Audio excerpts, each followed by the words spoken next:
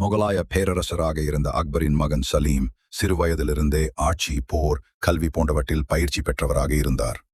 அவர் இளமை காலத்தில் அழகிய நடனக் கலைஞரான அனார்கலியை சந்திக்கிறார். அனார்கலி அற்புதமான நடனத் திறமை கொண்டவள். அரசவைக்கு அழைக்கப்பட்ட போது சலீம் அவரை பார்த்தவுடன் காதலில் விழுந்தார். அனார்கலிக்கும் சலீம் மீதான பாசம் உருவானது. இருவரும் இரகசியமாக காதலிக்கத் தொடங்கினார்கள். ஆனால் இந்த காதல் தகவல் அக்பருக்கு தெரிந்ததும் அவர் கடுமையாக கோபமடைந்தார். அரச குடும்பத்திற்கும் ஒரு சாதாரண நடனக்காரிக்கும் இடையே உள்ள காதலை அவர் ஏற்க இயலவில்லை. அக்பர் மகனின் காதலை எதிர்த்தார். ஆனால் சலீம் தனது காதலுக்காக தன் தந்தையின் விரோதத்தையும் எதிர்கொள்ள தயாரானார். இது அரச குடும்பத்தில் பெரிய பிரச்சனையை கிளப்பியது. இறுதியில் அனார்கலி சலீமுக்காக தன்னையே பலியாக்க முடிவெடுக்கிறார். சில கதைகளில் அனார்கலி உயிருடன் சுவரில் அடைக்கப்பட்டதாகவும் கூறப்படுகிறது. இது உண்மையா அல்லது கற்பனையா என்ற விவாதம் தொடர்கிறது.